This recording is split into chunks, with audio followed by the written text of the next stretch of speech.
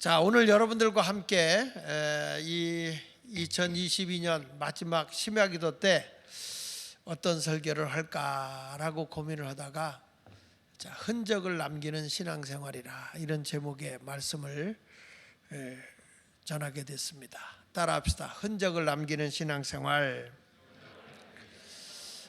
하나님의 은혜 속에서, 하나님의 기적 속에서 하나님의 도우심과 능력으로 이스라엘 백성이 가나안 땅을 정박하기 위한 마지막 강 요단강을 건너게 되는 겁니다. 근데 그 요단강은 우기철이기 때문에 워낙 물발이 세고 사람이 건너갈 수 없는 그런 때였습니다. 평상시 같으면 샛강이기 때문에 능히 건너갈 수 있지만 이 우기철에는 워낙 이 물이 많이 흘러가고 있기 때문에 이 요단강을 건너간다는 게 힘이 듭니다. 그런데 하나님께서 이 요단강을 건너라 하시기 때문에 여호수아는 하나님의 말씀을 믿고 의심하지 아니하고 죽으면 죽으리라 하는 신앙으로 말씀에 순종하는 겁니다. 신앙생활은요, 모험입니다. 모험. 하나님이 나를 도와주실 줄 믿고 그리고 가는 거예요. 다 이루어 놓은 다음에 간 거는 과거입니다. 과거. 그런데 하나님께서 이루어 주실 걸 믿는다고 하는 것은 하루하루가 모험이고 도전이에요. 그러니까 우리 그리스도인들은 항상 도전적인 자들입니다. 안주하는 사람이 아니에요. 편안하게 살 것 같으면 죽는 게 낫다고 내가 얼마나 얘기합니까? 뛰어가는 것보다 걸어가는 게 편안하고 걸어가는 것보다 앉아있는 게 편안하고 앉아있는 것보다 눕는 게 편안하고 눕는 것보다 자는 게 편안하고 자는 것보다 아주 가는 게 편안하지. 근심 걱정이 없잖아요. 추위 탈 것이 있나? 부끄러움을 당할 게 있나? 아무 걱정이 없어요. 그러나 우리 하나님이 나를 살려둔 것은 하나님의 뜻을 나를 통해서 이루기 위해서인 거예요. 수많은 사람 가운데서 나를 불러서 이렇게 살게 한 것은 그냥 너 밥이나 먹고 하루하루 세월 보내다가 죽어라, 그런 인간으로 나를 남겨놓은 게 아니라는 거예요. 분명히 하나님은 나를 남겨놨을 때 나를 통해서 하나님이 뭔가 하시고자 하는 일들이 있다는 거예요. 이걸 믿으셔야 됩니다. 나는 나를 식충이로 남기려고 한 게 아니에요. 분명히 하나님의 뜻이 있고 계획이 있고 섭리가 있는 거예요. 그래서 우리는 하나님, 나를 병들었으면 고쳐서 써주시고, 가난하면 복 주어 써주시고, 능력이 없으면 능력 주어 써주시옵소서. 그러니까 하나님의 말씀을 믿고 모험을 해서 여호수아가 제사장들을 앞세우고 하나님의 법궤를 메고 그들이 요단강에 발을 담그는 순간에 하나님이 요단강의 물을 딱 멈추고 마치 홍해가 갈라진 것처럼 하나님께서 저들의 물이 흘러내려오지 않게 막아버리시는 거예요. 그래서 저들이 물이 발목까지밖에 안 찼다는 거 아닙니까? 그래서 요단강을 딱 건너가고 났을 때 여호수아는 거기를 완전히 건너가기 전에 12지파장들에게 뭘 명령하냐면 전부 다 큰 돌을 하나씩 가지고 가라. 그 돌을 왜 가지고 갑니까? 자, 하나님의 기적으로 하나님의 도우심으로 우리가 걷는 것을 기념하자. 그런 하나님이 우리에게 보여줬던 기적을 흔적으로 남기자. 할렐루야. 이것이 얼마나 귀한 메시지인지 몰라요. 그래서 우리도 세상적인 자랑하지 말고, 육체적인 자랑, 세상적으로 출세하고 우리의 잘나고 이런 자랑만 하지 말고 예수 그리스도의 흔적을 남기는 신앙, 하나님의 기적을 우리에게 보여주셨고 하나님이 나를 인도해 주셨다는 그 믿음을 보여줄 수 있는 신앙을 간직하기를 바랍니다. 바울도요, 늘 고백한 게 뭔지 아십니까? 나는 내 몸에 예수의 흔적을 가졌다, 이런 고백을 해요. 갈라디아서 6장 17절에 보면 이런 말이, 이후로 누구든지 나를 괴롭게 하지 말라. 내가 내 몸에 예수의 흔적을 지니고 있노라. 이 바울이라고 하는 사람은 자기는 예수님을 위해서 영광의 흔적을 간직하고 있다고 그렇게 자랑합니다. 이 흔적이라는 말은 스티그마라는 말, 스티그마. 소나 양이나 짐승에게 풀어놓아 먹일 때 이게 다른 짐승하고 섞이기 때문에 내가 거기다가 이 주인이 이렇게 뜨거운 걸로다가 이렇게 표시를 해놓는 거예요. 흉이 이렇게 달고 가지고 마크를 해놓는 거죠. 그러니까 평생 지워지지 않는 흔적을 남겨놓는 거예요. 그 일본에서 예수 믿는 사람들이 이제 이렇게 포로로 잡혀갈 때 도망을 가니까 이 사람이 예수 믿는 사람이다라는 것을 도망가도 알 수 있도록 코하고 귀를 잘라놨다는 거예요. 예수 믿는 사람을 붙잡았어요. 그러면 이 사람들이 포로로 있다가 도망갈 수 있잖아요. 그러니까 도망가도 요건 예수쟁이라 붙잡았다 도망갔구나. 그걸 알기 위해서 예수 믿는 사람을 포로로 잡는 순간에 코 자르고 귀 잘랐다는 거예요. 그래서 옛날에 우리나라에서도 애기들이 울면 할머니들이 애비 이런 얘기를 했다는 게 이비 너 코 자르고 귀 잘려 울지 마라 이런 뜻이란 말이에요. 근데 여러분 이러한 그 어마어마한 일들이 일본에서 있었고 그래서 기독교인을 아주 말살한 거죠. 우리가 그 일본에 그때 그 기독교인들 순교지를 돌아보지 않았습니까? 일본에 갔다 오신 분들 그때 아직도 많이 계시네. 근데 거기 갔다 오신 분들 보면 알지만 코만 묻어놓은 자리, 귀만 묻어놓은 자리, 그리고 기독교인들은 부활한다고 그래서 부활하지 못하도록 한쪽 산에다가는 사람의 머리를 잘라가지고 몸만 묻어놓고 그리고 멀리 떨어진 곳에다가 머리만 묻어놓은 거예요. 부활한다 그러니까 이 부활하지 못하게 일본 놈들이 그렇게 잔인해. 그런데 여러분 예수 믿는 사람에게 확실하게 흔적을 남겨놓기 위해서 코 자르고 귀 잘랐다 하는 것처럼 바울이라는 사람도 나는 스티그마를 가지고 있다. 나는 예수님 때문에 여기에 내 몸에 예수의 흔적을 가지고 있다. 이렇게 말하고 있는 거예요. 당시의 노예들에게도 이건 아무개집 노예라는 걸 인정하기 위해서 이렇게 표시를 해놓거든요. 그런 흔적은 부끄러운 흔적이지만 예수를 믿어서 받은 흔적은 영광스러운 흔적인 줄로 믿습니다. 우리가 복음을 전하다가 상처를 입고 때로는 예수를 전하다가 핍박을 만나고 어려운 일을 당할 때 그때 그 예수의 흔적을 가진 거야. 바울이라는 사람은 예수의 흔적을 자기 몸에 지었다고 하는 것은 그가 상상할 수 없는 핍박, 매맞고 돌에 묶이고 쇠사슬에 묶이고 채찍으로 맞고 막 이런 그런 걸로 인해서 흉을 많이 지죠. 그리고 어떤 사람들은 얘기하기를 사도 바울이라는 사람에게는 너무 핍박을 많이 당하고 그리고 풍토병이 심해서 간질병이 있었다 이런 얘기까지 해요. 그래서 그가 말하는 흔적이라는 것은 그런 그 예수님 때문에 얻어진 질병, 또 어떤 사람은 얘기하기를 예수님 때문에 얻어진 그런 흉터, 이런 것을 예수의 흔적이라고도 얘기합니다. 고린도후서 11장 23절로 25절에 보면 이렇게 말합니다. 그들이 그리스도의 일꾼이냐? 정신없는 말을 하거니와. 난 예수 믿는 사람이야, 나는 그리스도의 일꾼이야. 그럴 때 바울이 딱 얘기한 게, 야, 그런 것도 예수님의 일꾼이냐? 그러면서 이런 말을 해요. 나는 더욱 그러하도다. 내가 수고를 넘치도록 하고 옥에 갇히기도 더 많이 하고 매도 수없이 맞고 여러 번 죽을 뻔하였으니 유대인들에게 40에서 하나 가만 매를 5번 맞았다. 그 당시에 40대 맞으면 죽거든요. 근데 한 대를 그만 39대를 맞았으니까 죽기 직전까지 맞았다 이거예요. 그러기를 5번. 그 다음에 3번 태장으로 맞고, 여러분 태장으로 맞으면 어떻게 되는지 아시죠? 등짝에 살 조각이 막 떨어져 나가는 거예요.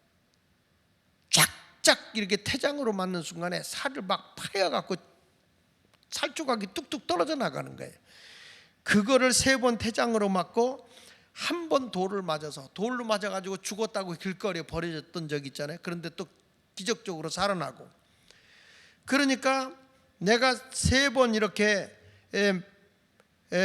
한 번 돌을 맞고 3번 파손하고, 배를 타고 가다가 풍랑을 만나서 배가 파손해서 죽기 직전에 또 살아나고, 일주야를 밤낮 동안 태풍에 휘말려서 바다에서 막 죽느냐 사느냐 그런 갈등 속에 휘말려 있었다라고 얘기를 하고 있어요. 그러니까 여기서 보면 바울의 흔적이 뭐냐, 예수의 흔적을 가지고 있다는 게 뭐냐면 상상할 수 없는 고난의 흔적이다 이 말이야. 대접받고 환영받는 것이 아니라 상상할 수 없는 그런 상처, 이것을 자기는 가지고 있다는 거예요. 여러분, 우리가 예수님 때문에 어려움 당하고 예수님 때문에 내가 고통을 당하는 건 아름다운 흔적이에요. 내가 덜 먹고 덜 쓰고 어려움 당할 때 주를 위해서 최선을 다한다면 그것이 하나님이 보실 때 가장 아름다운 신앙의 흔적인 줄로 믿습니다. 오늘도 요단강을 건너게 하신 하나님의 능력, 자, 그냥 이 하나님의 백성이 가는 거 편안하게 하나님이 가게 하시지, 그런 고비고비 생사의 갈림길에 그 길을 걸어가게 하신단 말이에요. 하나님께서 뭘 우리에게 계속 알게 하냐면 우리의 그 모든 위험과 위기 속에서 하나님의 인도함을 알게 하기 위한 거예요.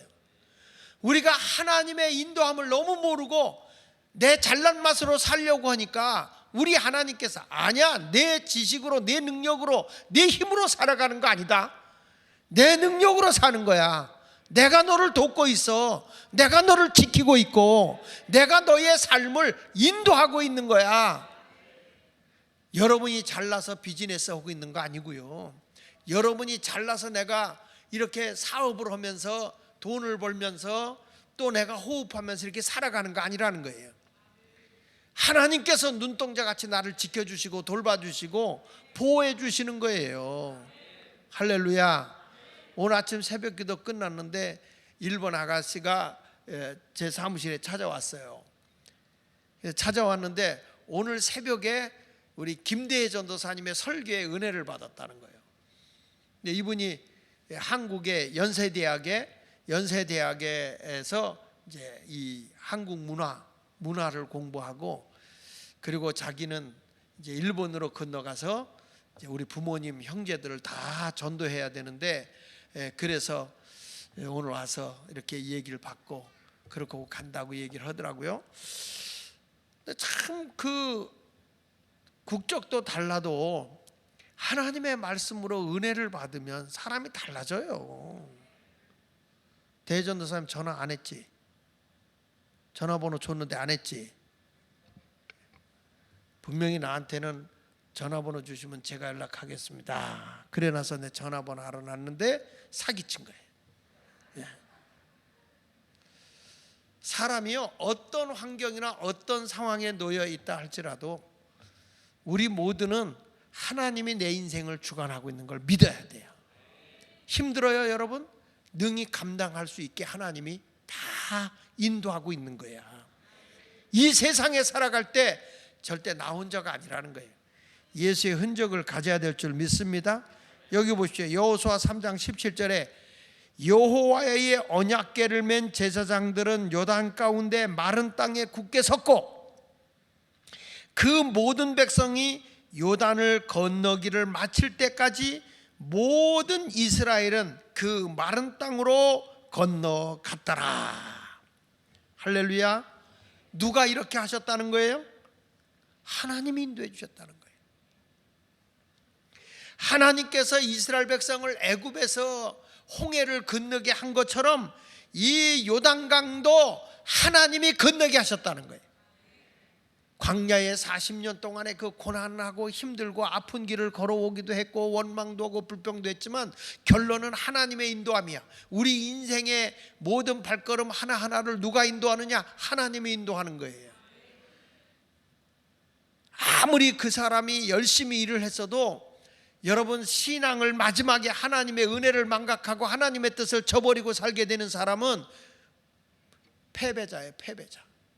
하나님 앞에 인정받지 못하는 거예요. 마지막 순간까지 주님을 붙잡아야 되는 거예요. 그 한 발자국 앞에 놓고 이스라엘 백성들이 막 하나님을 원망할 때가 언제냐? 마라를 발견, 물을 찾아서 왔는데 물을 발견했어. 근데 그 물이 써서 먹을 수 없는 물이야. 그러니까 막 원망해. 그런데 하나님께서 모세에게 나무를 지적하면서 이 나무를 거기다 던져라. 그 물을 던졌더니 그 물이 단물이 돼요. 그래서 그 물을 먹고 나서 보니까 바로 맞은편에 뭐가 있냐면 오아시스가 있는 거예요. 하나님의 종려나무에 물까지 다 해가지고. 여러분 바로 그겁니다. 여기 쓴물 있잖아. 바로 맞은편에 오아시스가 있어요. 물이 있고 쉴만한 나무가 있고. 제가 성지순례 가서 그 쓴물 마라를 발견했던 거기에서 이들이 종려나무가 있고 오아시스를 발견한 데가 불과 몇백 미터 안 돼. 여러분 이런 역사가 있는 거예요. 우리 인생이 그런 겁니다. 여러분 분명히 내가 감당할 수 없다고 하는 그 순간에 하나님의 손길이 나에게 다가오고 있는 거예요. 내가 극단적으로 힘들고 어려울 때는 하나님의 도우심의 손길이 나를 가까이 하고 있다. 이걸 믿어야 할 줄로 믿습니다. 그러니까 절대 인생은 나 혼자가 아니에요. 하나님이 도와주시는 것을 꼭 망각하지 않고 감사하며 살아가는 여러분이 되시길 바랍니다. 그래서 오늘 여호수아 4장 24절에 이렇게 말하는 거예요. 첫째가 뭐냐면 이는 땅의 모든 백성에게 여호와의 손이 강하게 한 것을 알게 하며. 여러분 내가 영적인 흔적을 가져야 되는 게 뭐냐면 여호와의 손이 나를 강하게 하는 경험을 하라 이 말이에요. 아니 저 사람이 무슨 배짱으로 무슨 힘으로 저것을 해? 여호와의 손이 강하게 하신 것을 알고 가라 이 말이에요. 자, 제가 마을 가면 사람들 만납니다. 식사 대접합니다. 저 사람들과 함께 하면서 일을 합니다. 너무 내가 이런 일을 하니까 안쓰러웠나 봐. 이강배 장로님이 그 후원금을 줘. 그러니까 또 안쓰러웠나 봐.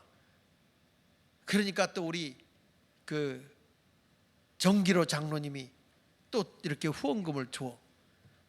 내가 그랬어요. 뭐 하다가 없으면 못하는 거지 뭐. 하나님 손이지 뭐. 싸놓고 하겠는가? 하나님의 도우심은요, 이게 저는 우리 중구에 큰 일을 하지만 제가 보는 거는 이 운동이 크게 확산되어질 때는 대한민국을 바꿀 수 있다. 이 어마어마한 일이 막 보이는 거예요. 선교적 차원으로 엄청난 일이 보이는 거예요. 저는 아주 흥분이 돼요. 하나님의 복음이, 그리고 은퇴하신 그 최고의 실력가들의 그 경험 많은 목사님들이 순회 설교하고, 이젠 장로님들이 교회 안에서 쓸데없이 회의나 하고 있지 말고 이제는 순회 설교가로 나가야 된다. 요한에슬레가 말 타고 길거리에 다니면서 공원에서 설교하고 막 이런 일을 하지 않았습니까? 왜냐하면 기존 교회들이 허락을 하지 않았어요. 성공회에서. 요한에슬레나 그리고 조지 히필드, 장로교회 조지 히필드, 이런 사람들 허락하지 않았어요. 근데 특이한 게 있습니다. 영국 사회의 웨일즈라고 하는 곳에는 경건주의 운동, 메소디즘 운동이, 이 웨슬리의 메소디즘 운동이 맥히질 않아. 웨일즈에는. 그 어디만 맥히냐면 잉글랜드는 웨슬리가 맥히고, 웨일즈라고 하는 그쪽은 칼빈의 경건주의가 맥히는 거예요. 그래서 영국 사회도 이게 달라요. 그러니까 이게 보면 하나님의 역사가 어떻게 일어날지 우리는 두고 봐야 돼. 근데 예수 마을교회를 통해서 일이 일어날 거라고 나는 확신하거든. 왜? 하나님이 그동안에 훈련시켰고 이 운동을 해왔기 때문에 얼마나 하나님이 크게 역사할지, 놀랍게 역사할 걸 난 믿거든. 그건 왜냐? 내가 강한 게 아니야. 여호와의 손이 강한 거예요. 여호와의 손이. 할렐루야. 그러니까 여호와의 손이 강하게 하심을 우리는 경험으로 알게 하는 거예요. 흔적을 남기는 거예요. 우리가요, 이 지역에 죄 없는 마을 만들 때, 초창기 때 외부에서 사람들 엄청나게 와서 도왔어요. 이 교회를 돕겠다고. 여러분, 이게 하나님이 하시는 일은요, 우리 생각하고 다릅니다.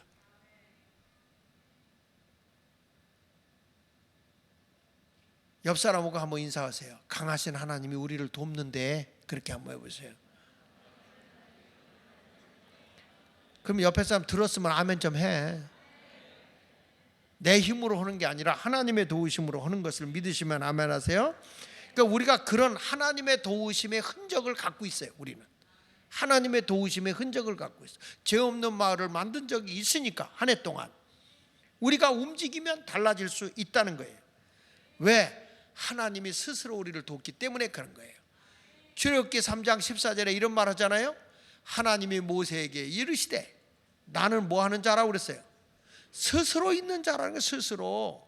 하나님이 스스로 있는 자다. 하나님이 계시라고 해서 계신 게 아니고, 내가 하나님을 찾아서 계신 게 아니고 스스로 있는 자다. 또 이르시되, 너는 이스라엘 자손에게 이같이 이르기를, 스스로 있는 자가 나를 너희에게 보내셨다.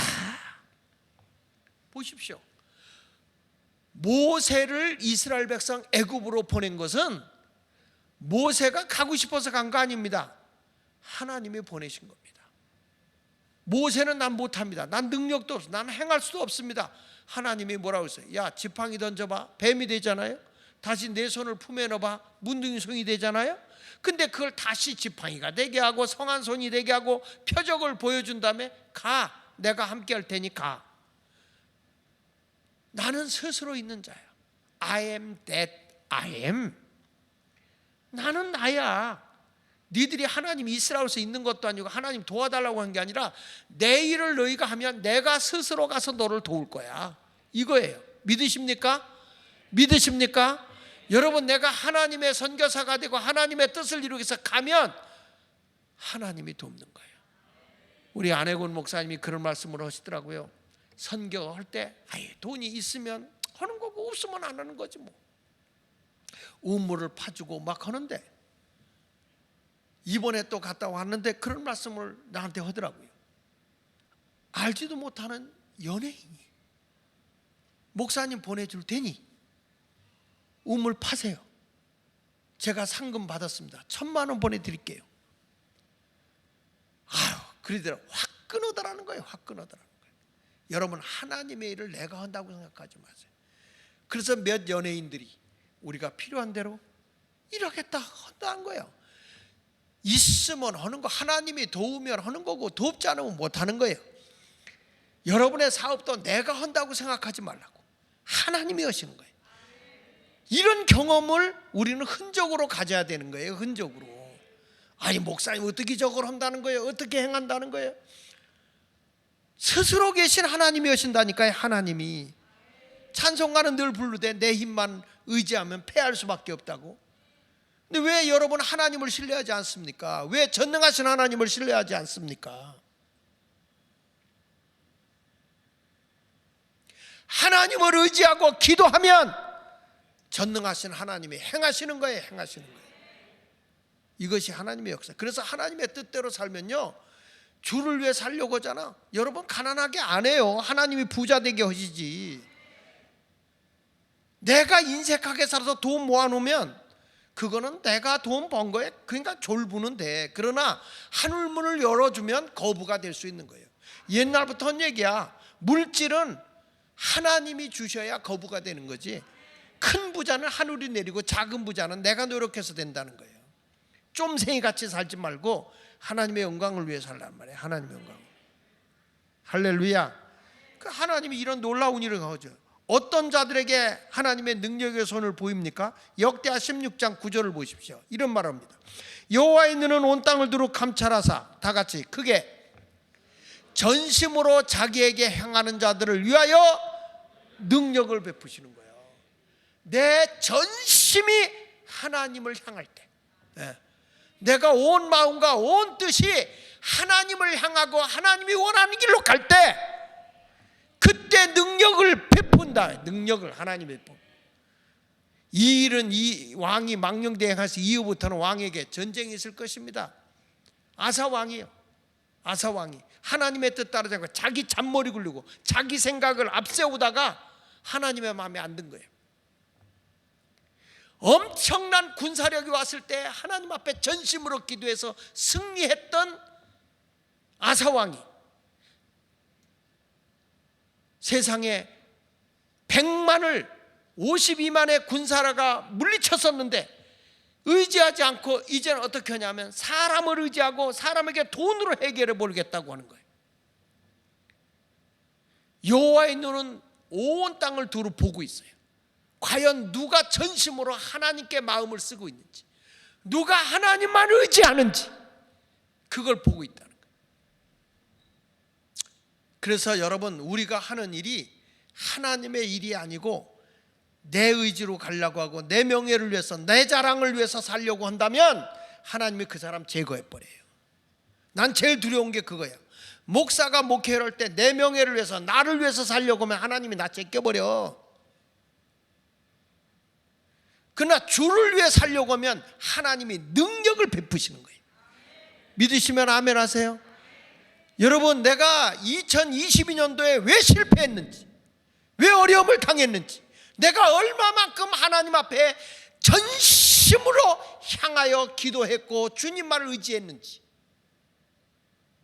왜 내가 하나님의 능력을 경험하지 못했는지 돌이켜볼 수 있는 시간이 되기를 바랍니다. 전심으로 하나님을 향할 때는 불무불성에서도 능력이 하나님이 끄집어내는 거예요. 사자굴 속에서 하나님이 건져내는 거예요. 전심으로 하나님을 향하면 감옥에서 끄집어내 애굽의 총리가 되게 하시는 거예요. 이렇게 하나님은, 전심으로 하나님을 향하는 자는 인생을 역전시키더라고요. 인생을 바꿔버리더라고요. 저도 목회를 하면서 깨닫는 게 있어요. 좋은 게 좋지 하고 편안한 걸로 가자 했을 때는 교회 하나 부흥한데 맨날 답보 상태야. 그러나 하나님의 뜻을 향해서 밀어 제끼고 가면 주님이 도우셔요. 주님이 일하세요. 왜? 하나님이 원하는 바니까. 여러분, 안주하고 편안하게 살려고 하면 되겠습니까? 우리 젊은이들이 편안하고 안주하고 주를 향하는, 전심을 향하는 마음이 없고 전부 다 자기 주장, 자기 논리로 향해서 가려고 하니까 안 되는 거야. 여러분의 인생이 그만큼 고달픈 길로 걸어가는 거예요. 전심으로 하나님을 향하십시오. 그러면 하나님이 능력을 베풀어 준다. 할렐루야. 여러분, 할 수 있습니다. 우리 모두 하나님을 바라보고 나갈 수 있는 신령한 자가 되시기를 축원합니다. 그리고 어떤 자에게 하나님이 흔적을 주느냐, 하나님이 함께하는 흔적을 주느냐, 하나님께 예배하는 자에게 흔적을 줘요. 예배하는 자에게. 오늘 여호수아 4장 24절 하반절에 보니까 너희가 너희 하나님 여호와를 항상 경외하고, 경외한다는 말은 항상 하나님을 예배한다 이 말이야. 그러면 하나님이 능력을 베풀어 주는 거예요. 전심으로 향하고 항상 하나님을 경외하라. 이 경외라는 거는 공경할 경자, 두려울 의자예요. 하나님을 두렵고 떨림으로 섬기는 거예요. 이것은 뭐냐면 신령과 진정으로 하나님을 예배하라 이 말이에요. 예배하라. 그러면 우리 하나님이 여러분을 도와주셔서 기념비적인 삶을 살아가게 하는 거예요. 하나님이 요단강을 건너게 하신 것을 기념해서 12도를 남겨놓은 것처럼 오늘도 여러분들이 하나님을 진심으로 예배하십시오. 그런 사람은 입에서 불평 안 해요. 험담하지 않아요. 거짓말하지 않아요. 오직 하나님만 찬양하고 하나님의 뜻을 따라가기 때문에 가능한 거예요. 믿습니까? 야고보서 3장 10절로 11절을 보십시오. 한 입에서 찬송과 저주가 나오는도다. 내 형제들아, 이것이 마땅하지 아니하니라. 어떻게 한 입에서 찬송과 저주가 나오냐 이 말이야. 적어도 우리가 평신도 목회를 하고 있는 목사들하고 한다면 디렉터는 저와 한 입이 돼야 되는 거야. 하나님의 사역을 한다 그러면 한 입이 돼서 마을운동 하자. 지금까지 우리 예수마을교회가 43년 동안 오는 동안에 잘못된 길로 간 적이 있습니까? 그러면 우리가 한 마음 한 뜻이 돼서 내 생각하고 좀 달라도 이것이 하나님의 뜻이라 하면 가보자 이거죠. 성경적으로 보나 신학적으로 보나 역사적으로 보나 우리가 가는 길이 잘못된 거 아니거든. 교회가 가야 할 길이거든요. 그런데 교인들이 반대하는 사람, 불평하는 사람, 여러분 내가 광화문에 나가라고 한 적 있습니까? 정치하라고 했습니까? 교회다워야지요. 세상의 빛과 소금이 돼야죠. 건물 안에 갇혀서 성만 쌓아놓고 있는 교회가 돼서 뭐 하겠다는 거예요? 울타리만 탁 쳐놓고 우리끼리 모여서 우리끼리 찬송하고 우리끼리 예배하고, 세상은 병 들어가고 저 영혼들은 지옥 가도 괜찮다는 거예요? 그런데 기회가 왔단 말이에요. 기회가 와서 뛰쳐나간 거예요. 저는 이제는 교인들도 세상으로 내보내야 되겠다. 영혼을 구원해야 되겠다. 마을을 구원해야 되겠다. 여러분, 한 입에서 찬송과 저주가 나올 수 없어요. 예수마을교회는 언제나 하나님이 기뻐하시는 웨슬리의 신앙 위에 행동하는 교회가 되어야 돼요. 여기 보십시오. 샘이 한 구멍으로 어찌 단물과 쓴물을 내겠느냐. 하나님을 잃어버리면요, 하나님을 잃어버리잖아. 그러면 하나님보다 세상을 더 사랑하게 돼 있어요. 하나님을 잃어버리면 우상 숭배한다 이 말이야. 하나님의 자리에 자기가 올라가고 하나님의 자리에 자기 욕망과 욕심이 지배해버려요. 보십시오. 성경 말씀 사사기 2장 10절에 보면 그 세대의 사람도 다 그 조상에게로 돌아갔다. 이게 무슨 어느 세대 사람이냐면 여호수아 세대. 하나님의 기적을 보고 홍해를 건너서 요단강을 건너서 가나안 땅을 정복했던 사람들, 이런 사람들, 그 세대 사람이 다 지나갔어. 하나님의 기적을 경험했던 세대가 지나갔어. 예수마을교회도 개척하면서 어려웠고 이런 얘기를 하더라고요. 제가 지난 주일날 우리가 뭘 했냐면 그 시장 보기 했죠. 그때 여기 신당 5동 새마을금고 이사장님이 이대일 권사님이세요. 왕십리 감리교회 꽃제교회 권사님이세요. 이분이 그때 우리 동네 이 범죄 없는 마을 만들기 운동할 때 여기 동성애 하는데 술집, 그 다음에 저쪽 신당동 저 쌀집 있는데 호객행위 하는데 이런 데 없애기 운동할 때 같이 했던 분이에요. 그분이 같이 와서 같이 식사를 하면서 하는 얘기예요.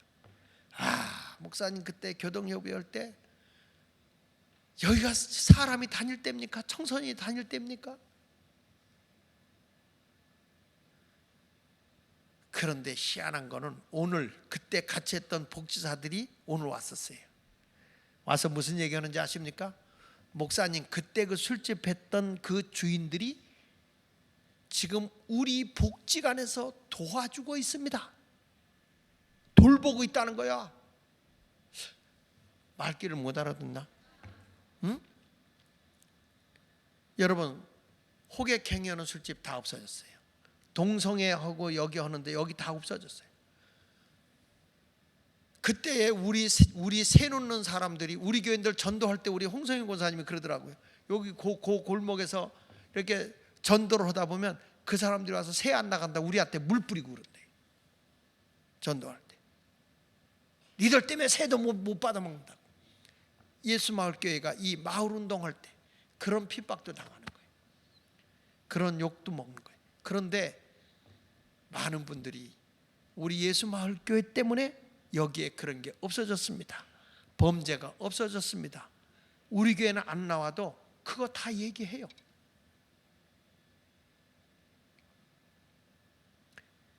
시장 안에서 가출한 여인들을 돌봐줬던, 그래서 순간적으로 가출한 사람들은 3일 내로 다 돌아갔어요. 그때 우리 처제가 이 아이들이 거기 오면 또 이 나쁜 애들은 남자애들을 데리고 와서 잠을 자요 거기서. 그래가지고 그들과 같이 자면서 같이 먹어가면서 그들을 관리해 줘. 그 지역에서 그냥 애들이 밖에 나와서 담배 피고 막 그러니까 여자고 뭐고 그러니까 그런 아이들을 다 케어했던 데가 예수마을교회예요, 여러분.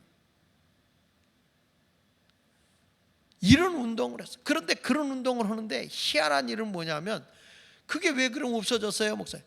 우리 교인이 거기를 고발했어. 우리 교인이 이렇게 좋은 일을 하고 있는데, 애들을 돌봐주고 있는데 자꾸 거기에 위험지대를 만든다, 뭐 한다. 우리 교인이 고발을 했어.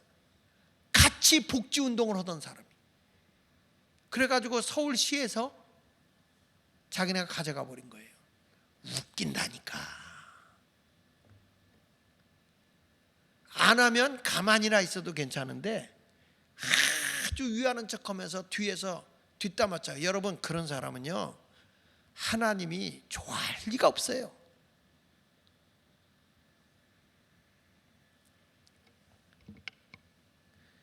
그런데 여기 보십시오. 사사기 2장 10절에 그 세대 사람도 다 그 조상에게로 돌아갔어. 돌아가고 나니까 보세요. 시작. 그 후에 일어난 다른 세대는, 다른 세대, 그 후에 일어난 다른 세대. 그러니까 무슨 얘기냐면, 여호수아 세대의 하나님의 인도하심을, 영적 흔적을 갖지 못한 다른 세대, 전혀 이런 걸 모르는 다른 세대는 여호와를 뭐 한다고 그랬어요? 알지 못하는 거야. 하나님을 모르는, 하나님을 경험해 본 적이 없어. 이성적으로, 자기 논리적으로 살아가요. 여러분, 지금 우리 서울연에도, 우리 지방도요, 민족운동 그렇게 부흥운동했던 교회가 세상에, 우리 지방에 이번에 내가 그 회의가 있어서 갔더니 권사가 장로를 고발해달라고 감리사에게 진정서를 넣었어. 그 교회가 아주 감리교회 모책교회가 뭐하고인지 아세요? 은혜운동하고 하나님의 뜻대로 사는 게 아니라 자기들끼리 고발하고 싸움박질하고 있어. 이게 감리교회야. 왜 그래요? 하나님을 알지 못해. 다른 세대들이야, 다른 세대. 그래서 우리 비전 마을이 정신 차려야 되고, 늘 푸른 마을에서 좋은 일꾼들이 많이 나와야 돼. 젊은 세대들이 다시 일어나야 되는 거야. 하나님을 모르는 세대들 키우면 뭐하겠어요? 하나님을 아는 세대들이 나와야 돼. 여기 보십시오. 그 후에 일어난 다른 세대는 누구를 알지 못하며 여호와를 알지 못하며 여호와께서 이스라엘을 위하여 행하신 일도 뭐라 그랬어요? 알지 못해. 하나님의. 그래서 어떻게 됐는가 보실래요? 사사기 2장 13절에 보니까 곧 그들이 여호와를 버리고 뭘로 갔어요? 바알 신은 부의 신이야, 농경신. 아스다로스는 다산의 신이야. 저는 우리 한국교회도 지금 보면 바알과 아스다로스를 섬기는 것 같아. 사람 숫자 많은 것, 교회 예산이 풍부한 것, 그러면 교회는 부흥됐다. 한국교회가 크게 바벨탑을 쌓는 것 같이 쌓아져 있을 때 세상은 병들어가고, 세상은 지금 잘못 가고 있는데도 전혀 책임감을 갖지 못해요. 우리도 어느 순간에 거기에 함몰돼 있어요. 편안한 걸 좋아하고. 아스다롯을 섬기는 거예요. 바알과 아스다롯.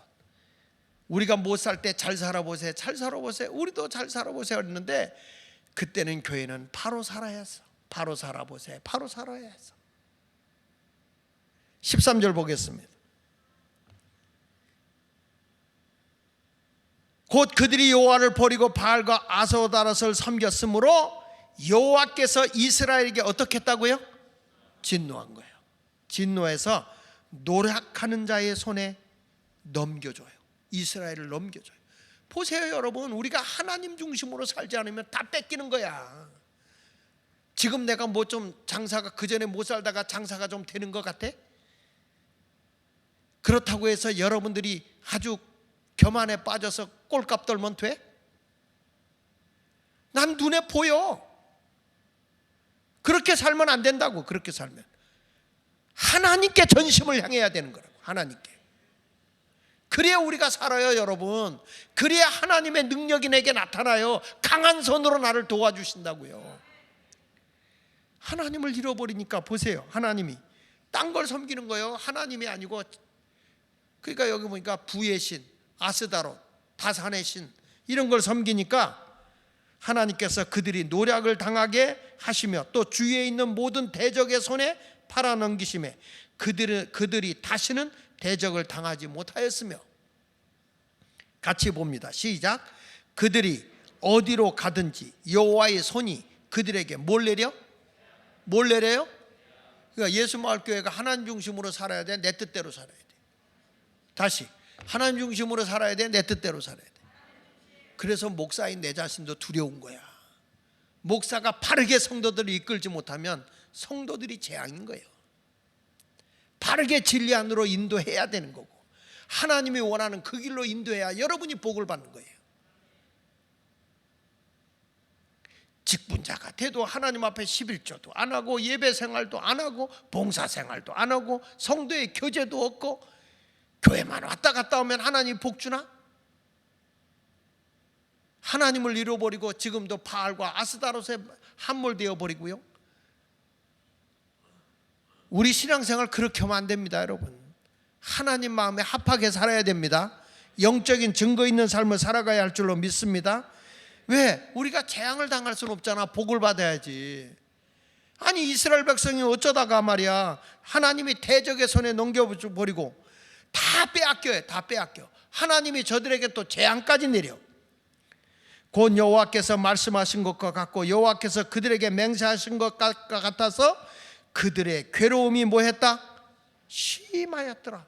그래서 우리는 하나님을 두렵고 떨림으로 섬겨야 되는 거예요. 하나님이 기뻐하는 그 길로 걸어갈 수 있기를 축원합니다. 여기 성경 전도서 12장 13절 14절에 보시죠. 일의 결국을 다 들었다. 이 전도서의 결과가 뭐예요? 인간이 노력해보고 이것저것 다 해보니까 공부도 해보고 다 해봤더니 다 헛되고 헛되더라는 거예요. 세상의 것 많이 가져보고 세상의 물질도 가져보고 명예도 가져보고 권세도 잡아보고 부도 취해보고 지식도 많이 가져봤지만 솔로몬이 한 말이 일의 결국은 다 들었는데 결론이 뭐냐? 헛되고 헛되더라는 거예요. 그런데 결론은 뭐냐? 하나님을 경외하고 그의 명령들을 지킬 것이다. 이것이 모든 사람의 본분이다. 할렐루야. 결국에 자기가 경험을 해보니까 하나님을 예배하고 하나님의 명령을 지키는 것이 우리의 본분이더라. 14절 보세요. 시작. 하나님은 모든 행위와 모든 은밀한 일을 선악간에 심판한다는 거예요. 하나님이 다 심판하고 계신 거예요. 그러니까 인간의 본분이 뭐냐? 하나님을 예배하는 것이요. 인간의 본분이 뭐냐? 하나님의 명령대로 순종하고 사는 것이다. 나머지는 다 헛되고 헛된 것이다. 그러니 우리나라 말로 하면 이런 거예요. 하나님을 저버리고 네 멋대로 꼴값 떨고 살지 마라. 인생의 결론은 하나님을 예배하는 것이고 하나님의 말씀대로 순종하는 게 그게 결론이다. 딱 아주 이 전도서의 저자 솔로몬이 결론을 내린 거예요. 우리 예수마을교회 43주년이 되고 2022년 마지막 철야에 참여하신 여러분, 우리의 결론은 딱 하나. 하나님을 예배하고 하나님의 말씀에 순종하는 것. 그러면 하나님의 능력을 경험하게 되실 줄로 믿습니다. 보십시오. 그렇게 살았더니 자 여호수아 3장 10절에 또 말하되 다같이 시작. 살아계신 하나님이 너희 가운데 계시사 가나안 족속과 헷 족속과 히위 족속과 브리스 족속과 기르가스 족속과 아모리 족속과 여부스 족속을 너희 앞에서 반드시 쫓아내실 줄을 이것으로써 너희가 알리라. 할렐루야. 하나님 앞에 바로 살면요 우리 앞에 모든 적은 다 하나님이 물리쳐 버리고, 그리고 하나님이 우리를 지켜줘요. 반드시 하나님이 우리에게 알게 한다는 거예요. 우리 예수마을교회 성도 여러분, 결론 내겠습니다. 우리는 강하신 하나님을 경험하는 흔적을 가져야 됩니다. 그것은 뭘로 이루어지느냐? 온전한 하나님을 경외하며 하나님을 온전히 예배하는 거예요. 절대 내 생각과 내 뜻대로 맞지 않는다고 해서 하나님의 뜻을 저버리지 말라는 거야. 어느 것이 하나님의 말씀이며 무엇이 하나님이 원하는 것이며 이것이 역사적으로 있었던 일이야? 이것이 신학적으로 가능한 일이야? 이것이 바로 과거에 어떤 증거를 가져왔던 거야? 이런 것들을 다 여러분들이 심의해보고 심사숙고해보고, 그리고 나서 이게 옳은 일이네, 그러면 따라가야지. 그게 신사적인 교회인 거예요. 신사적인 교회. 그러면 하나님이 여러분을 강하게 도와주시고 인도해 주실 줄로 믿습니다. 우리 예수마을교회 내년도에는 오늘 말씀을 굳게 붙잡고 교회 부흥운동을 일으킵시다.